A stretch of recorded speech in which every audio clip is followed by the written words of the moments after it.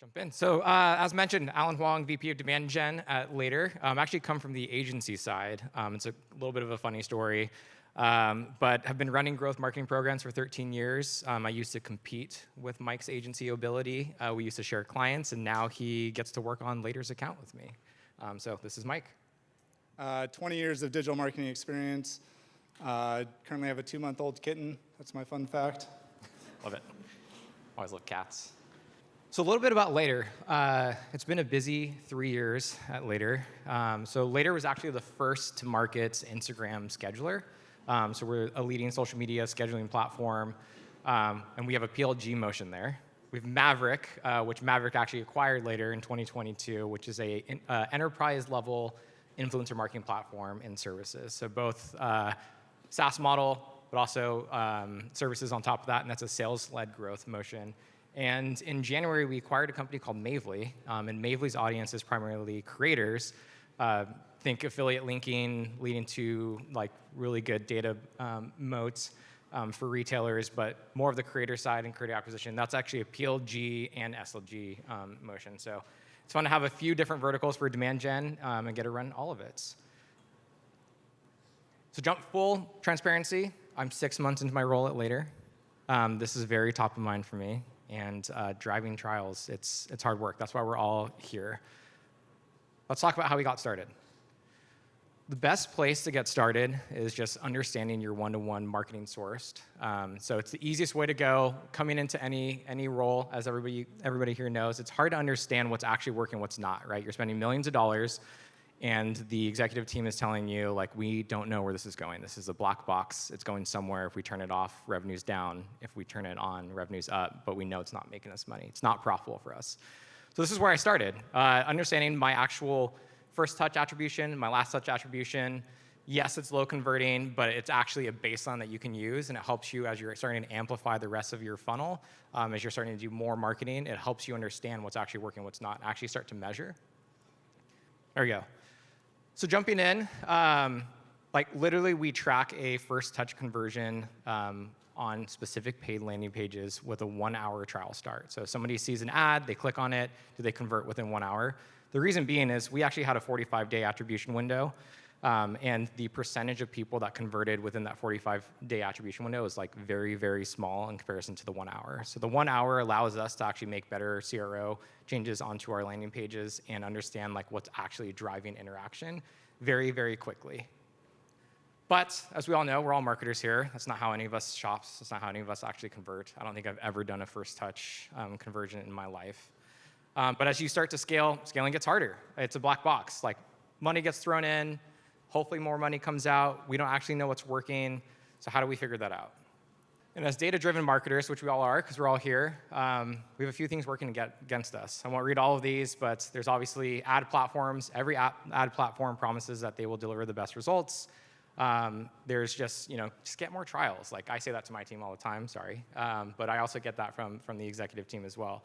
It should be easy, just throw more money at it, understand that. On the back end of that, it's why isn't this having a positive return on ad spend? Why aren't we profitable? What's the lifetime value of the customers, et cetera, et cetera. And attribution loss, like obviously the one-to-one's like, great, you gave me this much money, here's how much money you're getting back from that. But once you're like, we're doing remarketing and people don't buy like when they first land on the landing page, it's harder to actually prove that worth. It's harder to prove that actual lift there. The tools that we have on our side, one, patient, try to be patient in a fast-moving SaaS environment. But two, customer stories. You have a great product that makes it easier for any demand gen manager to run campaigns. And data attribution tools. There's a lot of tools like Dream Data, Hockey Stack, et cetera, that can actually help you define more and more of your journey. Generally, I start there after we get that first touch marketing attribution, just so we can actually understand what's going on. But here is the reality of free trial generation. So first, the good news. People actually want to try your product. People would much rather try your product than talk to a salesperson. They'd much rather try your product than sit through a demo. Like people actively want to get their hands on the product. So looking at the last 2 years across a bunch of different industries, hundreds of different clients, millions in spend, we see that people are twice as likely to sign up for a free trial than to book a sales call. Again, they don't want to talk to you. They really want to try it out. The problem is that even though they're more likely to sign up for a free trial than a demo, is they don't want to do that right away. So we look at it across the board. Less than 1% across all of our clients, PLG clients, are going to immediately sign up for a free trial. Again, it takes work. You need to convince prospects that the time and effort to start the solution is worth it. So even once you get that free trial, like, there's still work, right? That's not money. So converting that to paid is a whole nother challenge as well. So how we did this at Later, we found comfort in building brand awareness. So you understand the one-on-one marketing source, your team's happy, you have some attribution. Now start working on actually building that brand awareness. The way that we approach our advertising is to talk about triggers. We want to talk about like what the actual solution we have is, why the audience should care. Like, we're all marketers here. Like, why should I buy your product? Why should I care? And credibility, like using companies, very much as like you're seeing on all the displays today. Use companies that your audience is familiar with to capture their attention. I had a couple examples here. Monday.com, I love that they had a current event piece that they leveraged very quickly on their creative. Super interesting to see that out, and I'm assuming I was on some ABM list when I got that. And that Later, obviously, we're A/B testing our ad creative. The still DMing influencers is going to be the death of me. It's my least favorite ad, but it's our best converting. So my goal in life is to beat that ad. So we also recognize that many organizations want to show marketing's value. So like, we can't just entirely rely on a free trial. Again, not everyone's going to convert right away. Companies still want leads. Not everyone's moved completely to demand gen. So a good way to generate leads while also still promoting a trial is to include both options, right? Give people a bailout call to action for folks that aren't yet ready to sign up for a free trial. Still get the opportunity to get that lead and nurture that lead and not miss out, but also not completely rely on a free trial. So we recommend that bailout call to action. It needs to be compelling. Like an IDC or Gartner white paper is going to work better than a case study or a tips and tricks post. So this is a good example from Datadog. They're not a client, but I love their landing page and use it as an example often. They have multiple calls to action throughout their form. Not only that, it's really user-friendly. They put the form below the fold, so even though they have calls to action above for both free trial and the white paper, they put the actual form below the fold so people can kind of get into it, ease into it. And then they have a lot of long-form content where people can look at pain points, they can look at other solutions, and they can get educated. And they use minimal form fields to get those free trials signed up. So this is a way of, even though people aren't ready to get a free trial, you can still capture those that are, while also giving them some other options to convert and become a lead or continue to educate themselves. Let's talk about audiences a little bit and segmenting. So one of the most common issues, we all have that again as marketers, is like you're marketing a generic message and you're marketing that to everybody. Everybody needs a better return on ad spend. Like, everybody here needs their dollars to work more for them compared to 2020. So how do we do that? One, approach your cold audience different than your warm audience, like completely separate campaigns, completely separate action you want them to take, completely separate nurturing paths that you have for them. We'll talk about cold audiences first, which obviously you want to build credibility, build trust, get them to start understanding your brand, especially important for a PLG motion, but your sales team will also love you for that, because when they're calling behind this, it won't go to dead ears. They'll know who you are. They'll understand who Later is. So this is the full framework we'll talk about today, going from that cold audience where they don't know you, retargeting them and getting them warmed up, eventually asking for that free trial, and then moving them on to paid. So we'll initially talk about that cold audience. We want to run multiple inexpensive channels to build awareness. We don't want to lose all of our budget on brand awareness, because we do need to then warm them up and eventually convert them. Again, this is all via paid media. We're also going to have, obviously, email lead nurturing as a part of this as well, just a separate track. From there, you really focus on retargeting those folks who have engaged with your brand awareness. And at this point, again, we're still not ready to shoot them a free trial ask. We're just warming them up with things like customer stories and testimonials and product teasers. Once they've engaged with the ads that they've already engaged with, so multiple times of engagement, then we can actually start pushing for that free trial We can use things like lead gen forms or conversation ads to start pushing them to free trial. And then finally, once you're in free trial, you shouldn't stop running paid media just because someone's in a free trial. Continue to run paid media to people that are in your trial users to try to get them funded and using your product as a paid user. Okay, so we know that we're approaching a cold audience. How do you start segmenting the audience to make it actually usable? That's not target 1 million people. That's target like a couple hundred people, 1,000 people at a time. The easiest way, we all hear this, that's segment by industry. That's segment by decision-making ability. We want senior managers and above, and that's segment by enterprise versus SMB. Great, that's amazing. When we did this at Later, I think the contact list was still like 2 million people. So not very helpful for how we narrow our campaigns. There's 2 easy ways that I utilized to just get started on segmenting my cohorts and identifying who we want to talk to. One is auditing conversions. So obviously there's the branded version that you can look at in your Google ads to look at the search terms, see how people are interacting with you, have your UTM parameters in there. If they're not searching for your brand specifically, but they're searching something, like capture that information, pull that into your database, and make sure you audit that. You can even do that in platform if you want to. Zoom Info, we use that to match our existing customer base. We went back from the past, from 2014 is when Later first started. Did an export of that database and just did a match. Like, who is our audience? Who's actually buying from us? Who is on a free plan, which is 80% of the users of Later Social? Who is on a paid plan? And who's kind of hanging out and prospecting us? On the enterprise side, it's the same exact motion. It's the same exact way that we're looking.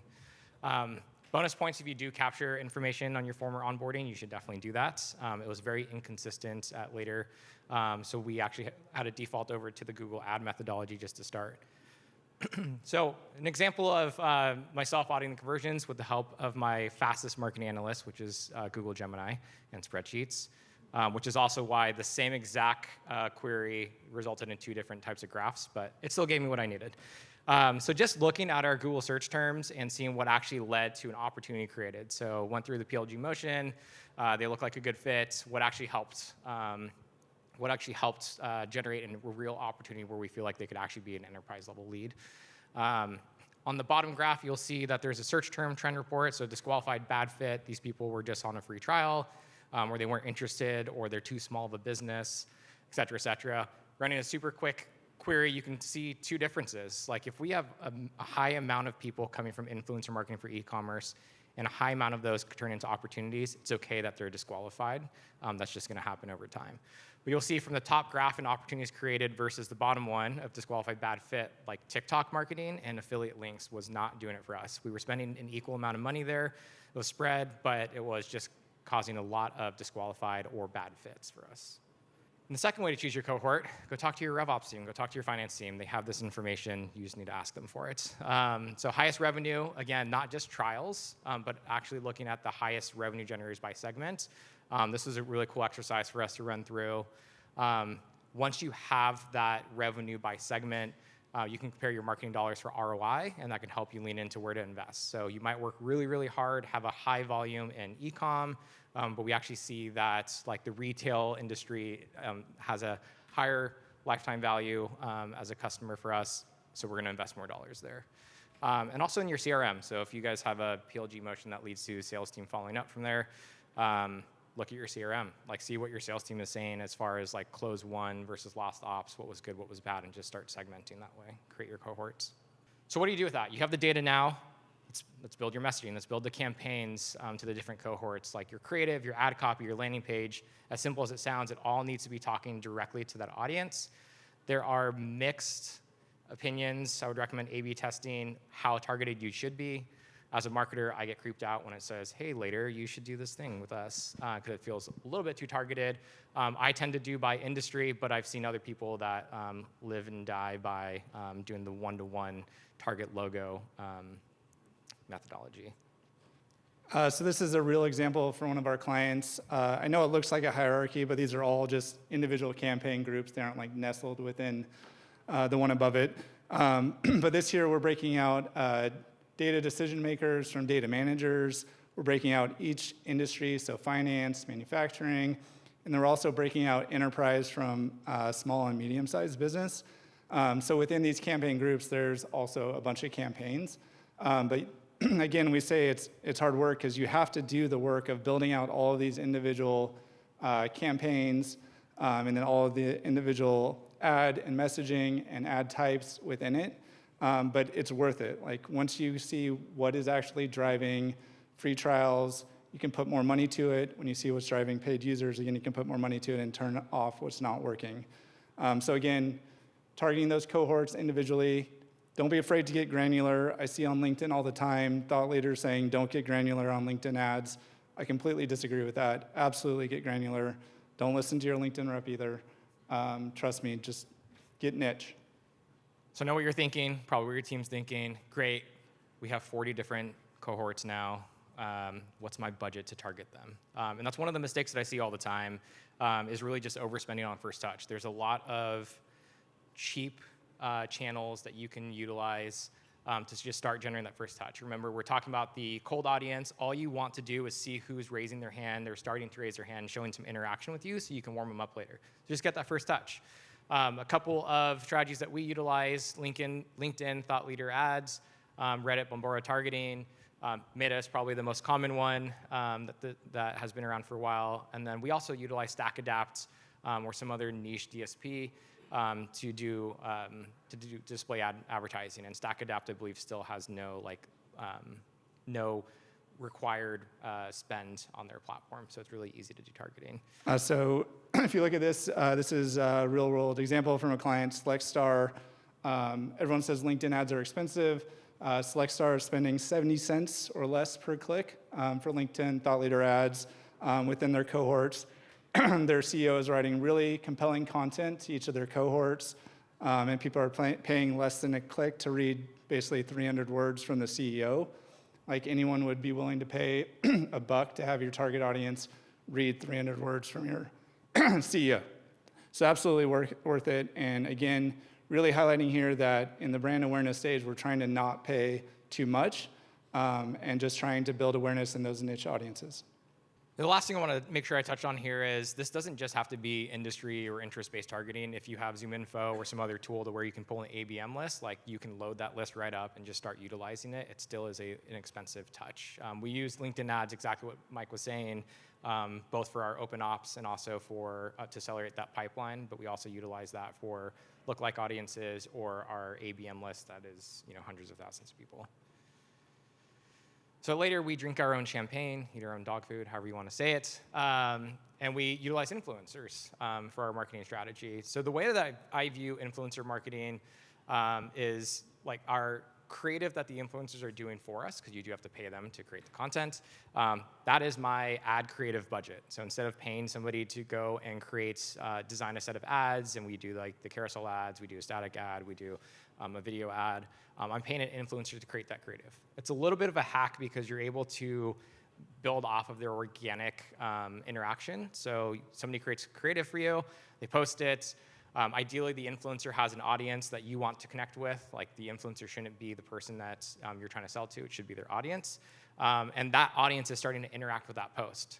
So as you're building that organic, just start boosting that post and boost that against your target audiences. Okay, now that the audience is starting to warm up, so we're going from cold and we're jumping into to warm. So here we can start spending a little bit more money as we start retargeting. We're less worried about inexpensive clicks and more worried about engaging people who have engaged with brand awareness. Again, we're not pushing free trial yet. We're just trying to further push people down the pipeline and get them more engaged. So similar to cold, we want to meet the warm audience everywhere. We do test platforms, so out the gate, we'll test Reddit, LinkedIn, Meta, even Google remarketing, just across the board. Like that's see what works, where our audience is, see where we're connecting with them. As you start to see results of engagement, you can start turning off certain channels that aren't performing for you. But just start and test them all out if you haven't tested them out yet. You're really just trying to see, again, like where is your audience spending time? Some of our audience is obviously going to be on social media. A little hack that we have is actually utilizing influencer content, talking nicely about later as a remarketing ad, even to brands, because it's just like a very nice, easy way to get them on their, get their attention during their off time when they're browsing social. Other things that you can utilize, customers before and after, obviously, try to get that logo that your audience will resonate with. product teasers, and use cases, and again, testimonials. Here's an example of what we use for our retargeting ads. You'll see there's very different interaction points depending on, or 4 different interaction and creative points, and we slowly start scaling back based on the audience of what they're interacting with. So we could see somebody interacting with our gated experience and not so much with our credibility building influencer content, and we'll just scale down and turn off things that aren't working. So at this point, we're finally starting to get ready to ask for free trials. So as we're looking at actually asking for the free trials to get a lot more direct. Again, like you're thinking about the audience started off really big, you're getting the interaction, so you start asking for a little bit more and start warming them up, and then as they interact with you more, you can now do a direct CTA. So we actually have a lot more of like, this is why you should care about later. Here are specific offers, even like the get 4 months free. That's our standard pricing. If you sign up for annual, you get 4 months free. But just highlighting that more, and even down to our landing pages. So the top landing page you'll see, we're testing even just like growth is our most popular plan. So we're just pushing that directly and seeing what happens. Really quickly, if you're running branded campaigns, run it to a free trial. It converts well. Don't bother doing a white paper or something else. Go to free trial. And then also it can feel icky to offer incentive for people to do it. You might have experienced in the past of getting poor qualified leads by offering people to pay. But if you're engaging the engagers, these are people that you're just kind of pushing over the hump. You want them to get to that free trial, so it's okay to pay them at that point. And then last on kind of this area is like, not all free trials are equal. Like we're still trying to get to paid users. So measure what free trials are going to paid, what cohorts are actually turning into paid trials, and pay more for those. So it's an example of a client, Moz. We started optimizing to free trials that turned into vested paying customers. And what we saw is the actual number of free trials we had to pay more for, and so the number went down, but we were getting more actual paid users. And just to wrap up, now we're looking at people that have started a free trial. How do you get them to be a paid user? Let's start pushing people to paid users with paid media as well. Basically, actually, the way I'd wrap this up is if you're here in the Sedoso session, just do everything that Chris said. And then also layer on targeted ads. So we use email, we use in-app for that messaging of every touch point throughout that funnel of like what makes a sticky customer. So from free trial, what actions do they have in common that they take that make them a paid user? And then we also use ads just to push the same exact action. So even if it's like, hey, you should set up your first 3 posts, like we'll invest dollars to have that top of mind on YouTube, Meta, et cetera, just to stay top of mind so they take those actions. And just as a recap, understand your one-on-one marketing source, treat cold and warm audiences differently with different campaigns, make sure you segment and tailor your messaging, optimize specifically for paid users, don't just get caught up in trials, you need to generate revenue, and push to convert from free to paid. Partner with your lifecycle marketing team. Thank you.